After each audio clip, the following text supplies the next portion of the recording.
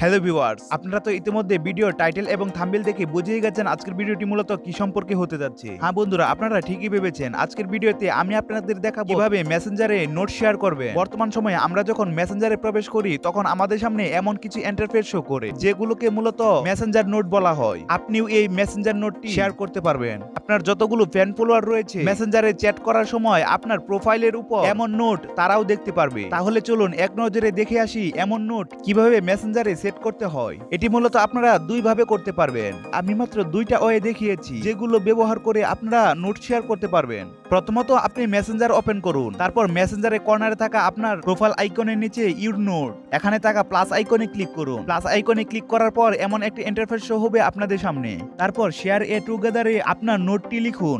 আমরা এখানে লিখে দিলাম ওয়েলকাম এবং এখান থেকে উপরে থাকা শেয়ার আইকনে ক্লিক করলেই আমাদের নোটটি শেয়ার হয়ে যাবে। ফেসবুকে থাকা ফ্যান্স ফলোয়ারের সাথে যখন আমরা চ্যাট করব আমাদের প্রোফাইলের উপর ওয়েলকাম লেখাটি চলে আসবে। এছাড়াও সেকেন্ড আরেকটা ওয়ে আছে যার মাধ্যমে আপনি নোট শেয়ার করতে পারবেন। কর্নারে থাকা 3 ডট আইকনে ক্লিক করুন, তারপর আপনার প্রোফাইলের নিচে লিভ এ নোট নামের একটি লেখা রয়েছে, এখানে ক্লিক করুন। তারপর সেই শেয়ার এ টুগেদার অপশনটি আসবে। এখানে আপনারা যাই লিখবেন তাই শেয়ার করতে পারবেন মেসেঞ্জার নোট হিসেবে।